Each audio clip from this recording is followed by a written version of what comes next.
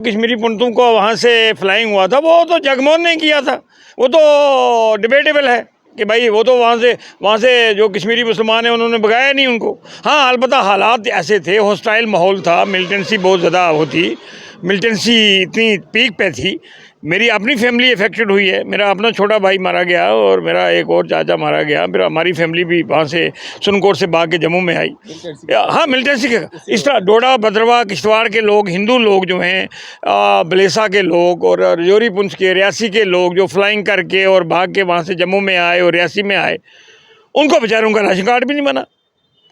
तो मैं तो कहता हूँ ना, ये अगर जगमोहन ने उनको नहीं लाया होता तो उनके एक एक फैमिली ने चार चार फैमिलियाँ बना के रिलीफ लिया। कश्मीरी पंडितों ने पूरे हिंदुस्तान में, और बीजेपी ने कश्मीरी पंडितों का एक्सप्लॉइट करके पूरे हिंदुस्तान में वोट लिए हैं और अभी भी वो उनको एक्सप्लॉइट कर रहे हैं। अगर इनको बसाया होता तो आज 2014 के बाद बीजेपी आई हुई है, 2014 के बाद गवर्नमेंट 9 साल हो गए, 10 साल होने वाले, तो कश्मीरी पंडितों को वहाँ उनकी कॉलोनी मुकर्रर करके वहाँ बसाया जा सकता था, लेकिन वो सिर्फ एक्सप्लॉइटेशन है।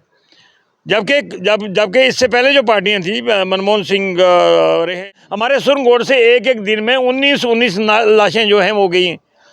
और सिक्योरिटी फोर्स भी मारते थे, सिक्योरिटी फोर्सेस मुसलमान समझ के मारते थे और मिलिटेंट जो है उनको मुखबर समझ के मारते थे। हम दोनों तरफ से मारे गए थे। मैं आपको बताऊँगा, सुरनकोट में हमारी फैमिली खुद भाग आई थी। तो मैं ये नहीं कहता हूँ कि कश्मीरी पंडितों के साथ ज्यादती नहीं हुई है, उनके साथ ज्यादती। घर से निकलना जो है, घर छोड़ना ये भी एक बड़ा ये दुख की बात है। लेकिन ये मैं कहता हूँ ना कि एक तरफ का एक्सप्लॉइट करते हैं आप, और उनको एक्सप्लॉइट करके पूरे हिंदुस्तान से वोट लेती है बीजेपी। और उनके लिए अगर उनको बसाना होता तो 10 साल काफ़ी नहीं थे।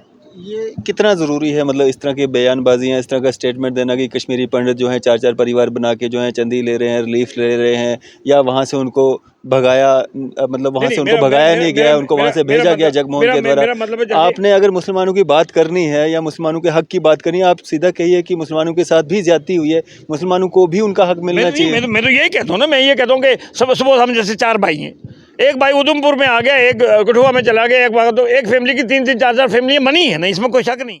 आप देख रहे हैं न्यूज़ सैर इंडिया और मैं हूं अरफाज अहमद एक बार दोबारा कर। आप देख रहे हैं न्यूज़ सैर इंडिया और मैं हूं अरफाज अहमद डैंग। आज की खास मुलाकात में हमारे साथ मौजूद हैं social activist, political activist Ishtiaq Bhatti साहब। सर, स्वागत है आपका न्यूज़ सैर इंडिया में। डैंग साहब, बहुत शुक्रिया, thank you very much. Ishtiaq साहब, पिछले दिनों मैं देख रहा था आपका एक बयान जो है काफ़ी ज़्यादा वायरल हो रहा था, खासकर अगर हम बात करें कश्मीरी पंडितों को लेकर। आपसे एक सवाल किया गया था एक सहाफ़ी के द्वारा कि क्या कश्मीरी पंडितों का जो पलायन है या उनकी जो माइग्रेशन है, क्या वो जेनोसाइड है या नहीं। आपने जो उस पर टिप्पणी दी थी अपनी, उस पर काफ़ी ज़्यादा विवाद हो रहा है, क्या कहना चाहेंगे? देखिए जी, मैं एक्चुअली वो कश्मीरी पंडितों के बारे में शायद उन्होंने कोई सवाल क्या पूछा था, मुझे याद नहीं है। अलबत्ता मैंने यही कहा था कि जो कश्मीरी पंडितों को वहाँ से फ्लाइंग हुआ था, वो तो जगमोहन ने किया था। वो तो डिबेटेबल है कि भाई वो तो वहाँ से जो कश्मीरी मुसलमान हैं उन्होंने भगाया नहीं उनको। हाँ, अलबत्ता हालात ऐसे थे, हॉस्टाइल माहौल था, मिलिटेंसी बहुत ज़्यादा होती, मिलिटेंसी इतनी पीक पे थी। मेरी अपनी फैमिली अफेक्टेड हुई है, मेरा अपना छोटा भाई मारा गया और मेरा एक और चाचा मारा गया। फिर हमारी फैमिली भी वहाँ से सुनकोट से भाग के जम्मू में आई। हाँ, मिलिटेंसी के इस तरह डोडा भद्रवाह किश्तवाड़ के लोग, हिंदू लोग जो हैं, बलेसा के लोग और रजौरी पुंछ के, रियासी के लोग जो फ्लाइंग करके और भाग के वहाँ से जम्मू में आए और रियासी में आए, उनको बेचारों का राशन कार्ड भी नहीं बना। तो मैं तो कहता हूँ ना, ये अगर जगमोहन ने उनको नहीं लाया होता तो उनके एक एक फैमिली ने 4-4 फैमिलियाँ बना के रिलीफ लिया। कश्मीरी पंडितों ने पूरे हिंदुस्तान में, और बीजेपी ने कश्मीरी पंडितों का एक्सप्लॉइट करके पूरे हिंदुस्तान में वोट लिए हैं और अभी भी वो उनको एक्सप्लॉइट कर रहे हैं। अगर इनको बसाया होता तो आज 2014 के बाद बीजेपी आई हुई है, 2014 के बाद गवर्नमेंट 9 साल हो गए, 10 साल होने वाले, तो कश्मीरी पंडितों को वहाँ उनकी कॉलोनी मुकर्रर करके वहाँ बसाया जा सकता था, लेकिन वो सिर्फ एक्सप्लॉइटेशन है। जबकि इससे पहले जो पार्टियां थी, मनमोहन सिंह रहे हैं, उन्होंने कोशिश की, और जगमोहन तो बीजेपी का, आरएसएस का आदमी था।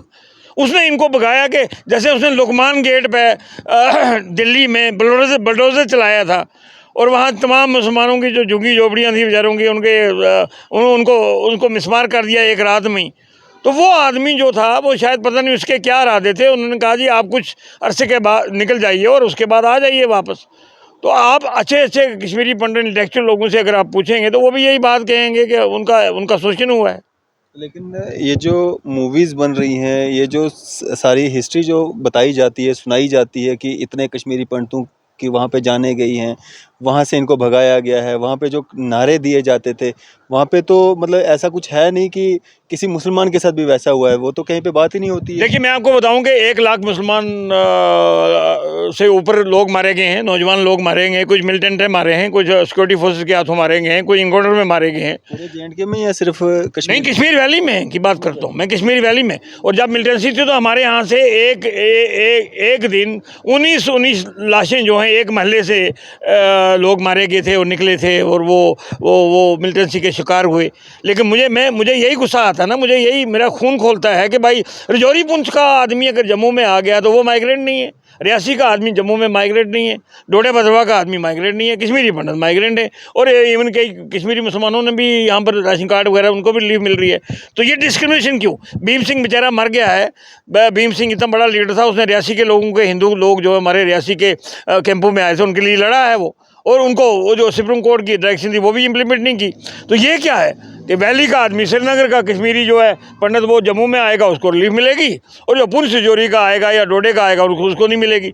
ये तो डिस्क्रिमिनेशन रही है ना यहाँ जो साबका गवर्नमेंट में मिली है। वो इवन बीजेपी जो है, इन्होंने शोषण किया है, इनको एक्सप्लॉइट किया है, पूरे हिंदुस्तान में वोट बटोरे हैं, और अब तो उनको बसाने की बात ही नहीं कर रहे हैं।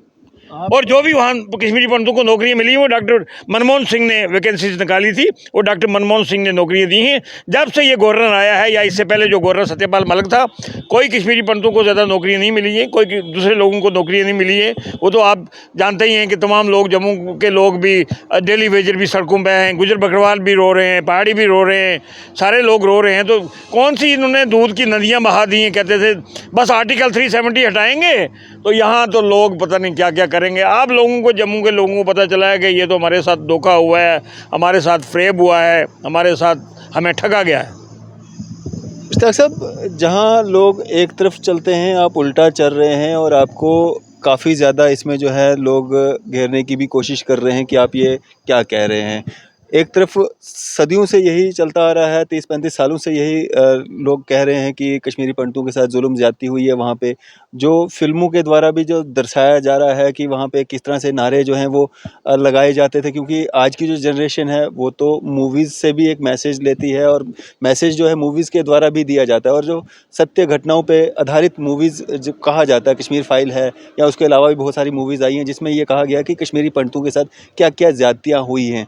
तो यहाँ पे तो कहीं पे मुसलमानों का, या मुस्लिम जो आप 1 लाख मुस्लिम्स आप कह रहे हैं, कम से कम 80,000 और 1 लाख के करीब लोग मरे हैं जम्मू कश्मीर में, मुस्लिम कश्मीरी पंडितों की बात नहीं कर रहे हैं। उनका जिक्र कहाँ है? नहीं, उनका जिक्र है ही नहीं। और जो मूवी है ना, मूवी वाले जो फिल्में बनाते हैं लोग, ये कमर्शियल पॉइंट ऑफ व्यू से बनाते हैं वो उनकी फिल्म, और उस जो मूवी में दिखाया गया वो सारा झूठ है, फरेब है मूवी की। तो बिल्कुल उसको तो कंडेम किया है लोगों ने, जो जिन्होंने देखा है कि वो मूवी में सारा एक्सप्लॉइटेशन है, वो सारा क्रिमिनल एंगल से बनाई गई है।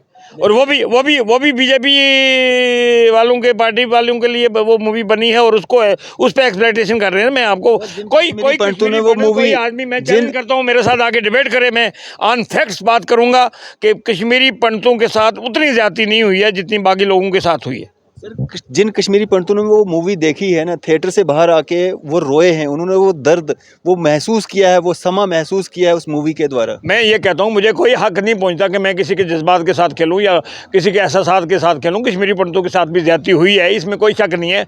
लेकिन जितना एक्सप्लेट किया भाई, अगर आपके साथ ज्यादती हो तो रजौरी पुंछ का नाम लेना, डोडा भद्रवा का भी, जहाँ डोडा में किश्तवाड़ में पूरी बारात को अतार के मार दिया गया था, पूरे बारातियों को अतार के मार दिया गया था, उनका जिक्र क्यों नहीं करते? उनके राशन कार्ड कहाँ गए?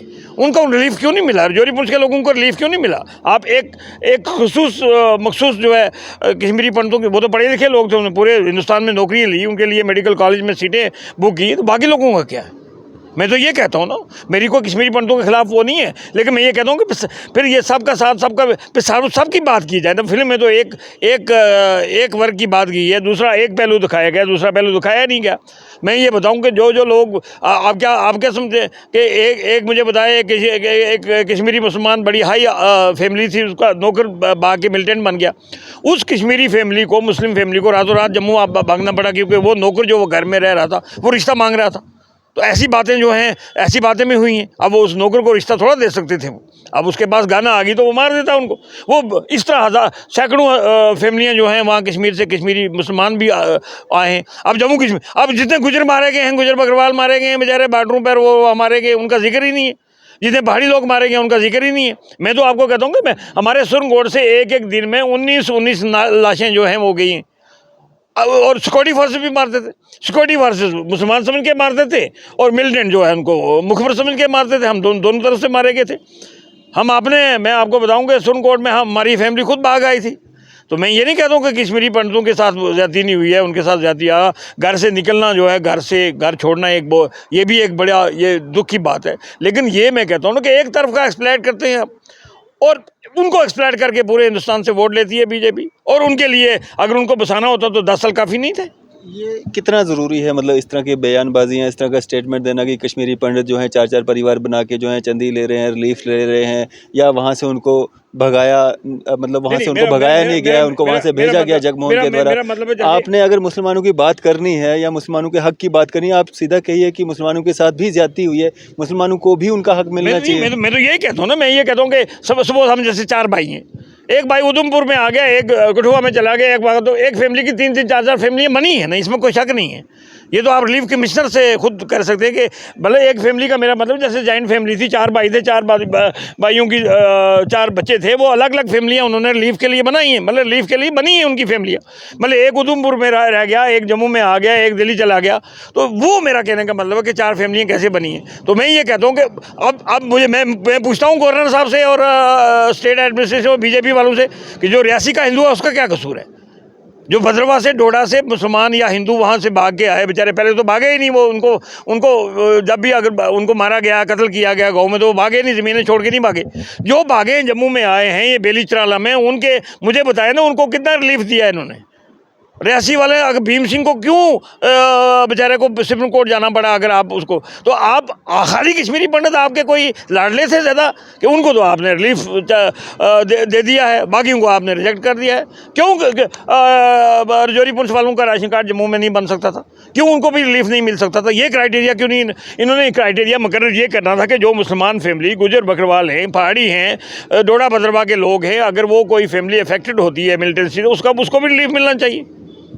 इसका मतलब गुनहगार तो पिछली सरकारें भी हैं ना, कि सिर्फ भारतीय जनता पार्टी? उसमें फारूक अब्दुल्ला की सरकार भी है, उसमें सबसे ज़्यादा जो जिसने जम्मू कश्मीर को तबाह बर्बाद किया है वो महबूबा मुफ्ती और बीजेपी की गवर्नमेंट है, जिसने सत्यानाश किया है इस रियासत का, इसको धर्म भरम किया है। हमारा 370 जो है वो छीना है, और महबूबा मुफ्ती ने इस सबसे ज़्यादा फेलियर चीफ मिनिस्टर जो है वो महबूबा मुफ्ती रही है। और बीजेपी के लोग छोड़ के भाग गए, इनको गवर्नमेंट करना नहीं आई, ये भाग गए और धर्म करके। और उसके बाद आज तक इलेक्शन इसलिए नहीं हो रहे हैं कि इस रियासत का जो पिछली को नेशनल कॉन्फ्रेंस ने भी बेड़ा गर्क किया है। अभी सुरनकोट में जनाब मियाँ अल्ताफ़ साहब हमारे बुज़ुर्ग लीडर हैं, अच्छे लीडर हैं, ऑनेस्ट लीडर हैं, हम उनको बड़ा लाइक करते हैं। वो कह रहे थे जी रजौरी पुंछ में पीर पंजाल की सड़कें ऐसी हैं, ना गाड़ी का कुछ रहता है, ना इंसान का कुछ रहता है, और सड़कों की बुरी हालत है। तो भाई साहब, मैं मोदमाना अदब से ये बात कहता हूँ अल्ताफ़ साहब के, गवर्नमेंट किसकी रही है? गवर्नमेंट तो आप लोगों की रही है। तो पीर पंजाल के लिए आपने कोई पैसा खर्च किया ही नहीं, आपने सारा पैसा जो दिल्ली से आता वो सारा कश्मीर में खर्च करते रहे हैं। अब पीर पंजाल की सड़कें आज आप कह रहे हैं 50 साल के बाद सड़कें ख़राब हैं। आपने क्या किया है? आपने कुछ नहीं किया। हमारा इंटर डिस्ट्रिक्ट रिक्रूटमेंट जो है वो बंद करा दिया, हमारा फॉरेस्ट राइट एक्ट यहाँ पर लागू नहीं हुआ। तो आप किससे शिकायत कर रहे हैं? अगर मियाँ अल्ताफ़ साहब सुरनकोट में ये कह रहे थे कि सड़कों की पीर पंजाल में बुरी हालत है, तो किससे शिकायत कर रहे थे? वो किसने बनानी थी? वो शेख अब्दुल्ला की गवर्नमेंट ने बनानी थी, फारूक अब्दुल्ला ने बनानी थी, उमर अब्दुल्ला ने बनानी थी, महबूबा मुफ्ती ने बनानी थी। उमर साहब भी सुरनकोट के दौरे पे थे। उमर साहब सुरनकोट के दौरा में थे, वो भी ये थे, लेकिन मुझे लगा नहीं कि लोगों का उतना उत्साह था, लोगों का उतना बढ़ चढ़ के लोगों ने वहाँ सुरनकोट में नेशनल कॉन्फ्रेंस के जलसे में वो लोग आए, क्योंकि वो उनको क्योंकि आजकल ये था कि अगर बीजेपी ये सारी कारकर्दगी देखे तो वहाँ लोगों को हज़ारों की तादाद में उमड़ के आना चाहिए थे। वो भी मायूस थे, क्योंकि नेशनल कॉन्फ्रेंस ने अपने दौर में तो कुछ किया ही नहीं। वो सड़कों की आज शिकायत कर रहे हैं, लेकिन जब वो गवर्नमेंट में थे उन्होंने रजौरी पुंछ के लिए क्या किया? मुझे बताएं ना, रजौरी पुंछ के लिए उन्होंने क्या किया? वो फॉरेस्ट राइट एक्ट इम्प्लीमेंट कर सकते थे। अगर 2004 में सेंटर में बना था तो ये यहाँ इनकी गवर्नमेंट थी, ये असेंबली में कानून पास कर सकते थे और असेंबली में ऐसे कानून पास कर सकते थे ताकि आज बीजेपी अगर चाहती भी तो वो कानून नहीं हटा सकती। आप जो 370 अगर ये वो कह रहे हैं टेम्परेरी है, तो आपने कांग्रेस की गवर्नमेंट सेंटर में रही है, आप इसको परमानेंट करवा दे, अमेंडमेंट करवा के, क्योंकि मेजॉरिटी रही है कांग्रेस की। आपने वो सारा कुछ वक्त ज़ाया किया, आपने कुछ किया नहीं। तो आज आप बातों वो भी कह रहे जी बीजेपी ये कर रही है वो कर रही है, लेकिन आपने क्या किया भाई साहब? मुझे तो इतना दुख हुआ कि भाई आप सड़कों की आज शिकायत कर रहे हैं, तो गवर्नमेंट किसकी रही है? 40-50 साल, तो 50 साल तो नेशनल कॉन्फ्रेंस की गवर्नमेंट रही है यहाँ। अब जो डेवलपमेंट हो रही है उससे आप खुश हैं? अब जम्मू से पुंछ तक जो है 4 लेन होने जा रहे हैं। देखिए जी, कुछ ऐसे प्रोजेक्ट हैं जो जिन पे काम हो रहा है, लेकिन मैं ये कहता हूँ ना कि दिल्ली से हज़ारों करोड़ रुपया यहाँ जम्मू कश्मीर में आया, वो खासकर जो महबूबा मुफ्ती और बीजेपी की गवर्नमेंट थी, हज़ारों करोड़ सेंटर ने दिया है पैसा। माँ सुहाए गुलाम नबी आज़ाद के जो डबल शिफ्ट में और ट्रिपल शिफ्ट में काम हुआ है जम्मू कश्मीर में, और अगर गुलाम नबी आज़ाद उसको, ये महबूबा मुफ्ती उसको धोखा नहीं देती तो कम से कम और कुछ डेवलपमेंट के काम होने थे। नेशनल कॉन्फ्रेंस ने तो कुछ किया ही नहीं, लोगों का बेड़ा गर्क किया है, और महबूबा मुफ्ती ने और बीजेपी ने, उनको हुकूमत करना ही नहीं आई, वो हुकूमत से भाग के चलेगी, और वो उनका आपस में बना ही नहीं। वो तो नॉर्थ पोल और साउथ पोल की बात थी। अब महबूबा मुफ्ती बड़ी शिकायतें करती है कि ये हो गया, आपने क्या किया गवर्नमेंट में? और ये जो प्रोजेक्ट है आपने बताया ना, कुछ प्रोजेक्ट ऐसे हैं जो बिल्कुल बंद पड़े हैं, कोई डेवलपमेंट नहीं हो रही है, और हज़ारों करोड़ रुपया मुझे समझ नहीं आती है वो कहाँ गया। अभी फॉरेस्ट राइट एक्ट का कह रहे हैं जी, गुजरों को हमने ये दे दिया वो दे दिया, वो बेचारे रो रहे हैं कि हमें ऑनरशिप राइट ही नहीं है, और एक गार्ड जाता है उनके वो खदेड़ के तो चला आता है। डॉक्टर साहब, अब इलेक्शंस जो हैं, पहले तो यूएलबी या पंचायती इलेक्शंस करवाने की बात हो रही थी, लेकिन उनको अब डेफर कर दिया गया है और कहा जा रहा है कि लोकसभा इलेक्शंस के बाद जो है वो इलेक्शंस होंगे। क्या इश्तियाक भट्टी साहब हमें उन इलेक्शंस में पार्टिसिपेट करते हुए दिखेंगे? देखिए जी, जहाँ तक हमारी ये नई कॉन्स्टिट्यूंसी बन रही है अनंतनाग, पहले तो हम ये चाहते हैं कि हमारी कॉन्स्टिट्यूंसी जो अनंतनाग के साथ हमें, क्योंकि हमारी जोग्राफी तरीके से हम मुगल रोड जो है 6-7 महीने 8 महीने बंद रहती है, तो हमारा अगर इलेक्शन मार्च में होते हैं या अप्रैल में भी होते हैं या फरवरी में होते हैं, जनवरी में होते हैं, हमारा वहाँ कंपेन करना ही मुश्किल है। अलबत्ता हम ये चाहते हैं, मेरा ये मुद्दा है कि मैं इलेक्शन मेरा एक ख्याल है कि मैं पार्लियामेंट का इलेक्शन ज़रूर मैं पार्टिसिपेट करूंगा, इस लिहाज से कि हमारा राजौरी पुंछ की आवाज़ कोई नहीं है। हमने युगल किशोर को भी वोट दिया, मंगतराम शर्मा को भी वोट दे रहे, मदन लाल शर्मा को भी वोट देते, लेकिन उनका कंट्रीब्यूशन ज़ीरो है। हमारे राजौरी को पुंछ के बारे में कभी वो बोले नहीं। तो मैं कल रहूँ ना रहूँ, मेरी ज़िंदगी पता नहीं कितनी है कितनी नहीं, लेकिन मैं ये चाहता हूँ कि हमारा राजौरी पुंछ में एक मोमेंट बने, एक राजौरी पुंछ में एक ऐसी मूवमेंट बने कि हमारा राजौरी पुंछ का एक मेंबर पार्लियामेंट हो, और नेक्स्ट में 2026 में हम डिलिमिटेशन कमीशन में हमारी पूरी कोशिश रहेगी कि रियासी को मिला के राजौरी पुंछ को मिला के एक सीट अलग हो जाए, ताकि हमारा राजौरी पुंछ का एक मेंबर पार्लियामेंट में जाके बोले, हमारे मुद्दे उठाए। देखिए, हमारे अभी रेल प्रोजेक्ट था, उस पर सर्वे होना था, वो नहीं हुआ। हाँ, ये ठीक है, ये बात सही है कि 4 लाइन, और ये डिफेंस रोड है, ये तो आपने डिफेंस के लिए बना रहे हैं, हमारा हम पे क्या आसान है।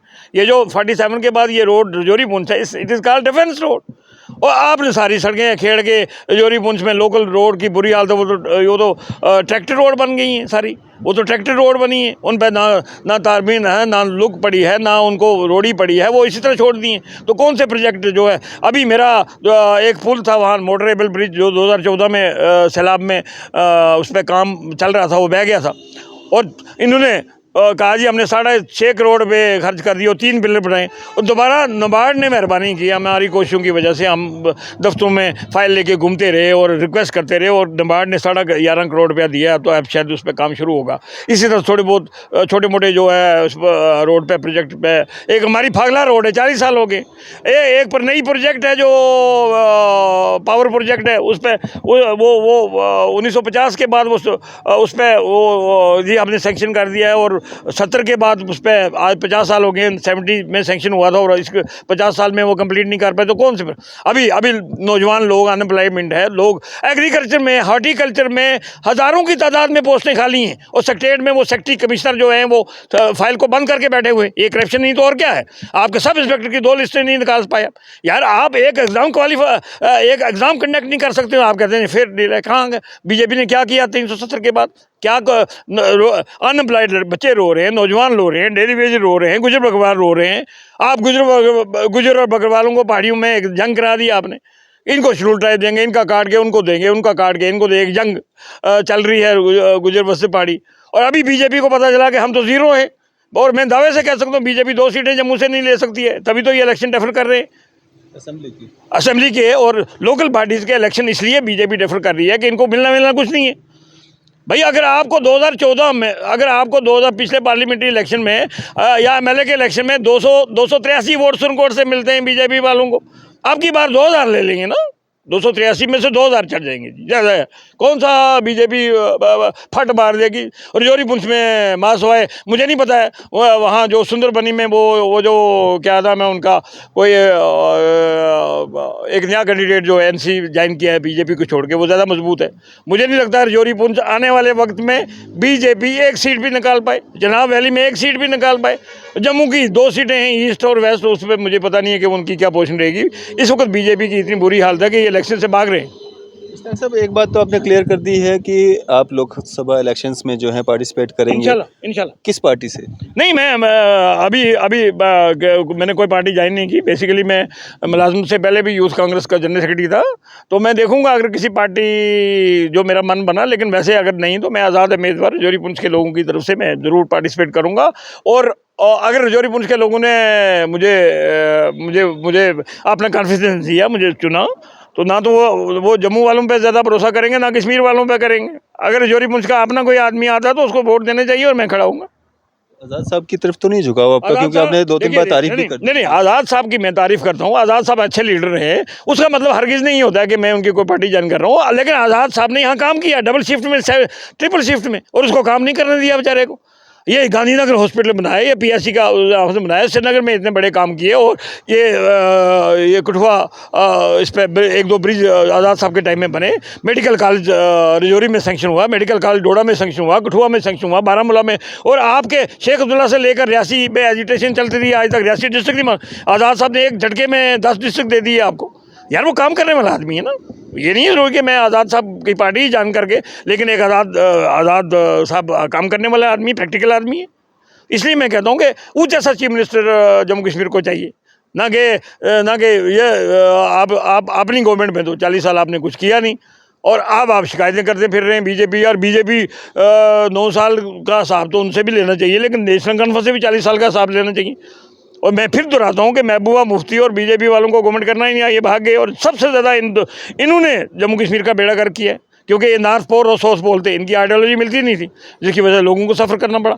अगर यहाँ मजबूत हुकूमत आती है तो 317। अच्छा, मुझे ये बताएं ना कि जम्मू वाले मिठाई बांट रहे थे, लड्डू बांट रहे थे, अब जम्मू वाले एजिटेशन पे आएंगे। अब उनको समझ आई है, देर से बात आती है ना, जम्मू वालों को देर से बात समझ आती है। अब उन्होंने कहा जी हम अब तो हमारे साथ बड़ा जुल्म हो गया, हम ठगे गए हम। तो अब जम्मू वाले लोग भी जो बीजेपी के खिलाफ हैं, या नो हिंदू भाई, मैं ये आज भी कहता हूँ, ये कश्मीरियों के लिए 370 है ही नहीं, ये रजौरी पुंछ वालों के लिए था ही नहीं, ये तो जम्मू वालों की सिक्योरिटी थी। ये तो महाराजा ने इसलिए लाया था। पंजाब के जो मुसलमान हैं परली तरफ, वो बहुत अमीर, लाखों और करोड़ोंपति लोग हैं, वो इंडस्ट्रियलिस्ट हैं, वो आके यहाँ ज़मीनें खरीदेंगे, कारोबार शुरू कर लेंगे। अभी भी गुजरात से मैंने सुना है कोई डायमंड की दुकान यहाँ खोलना चाहता है। अगर गुजरात के एक आदमी डायमंड की दुकान जम्मू में खोलेगा तो यहाँ के महाजन को कौन पूछेगा भाई?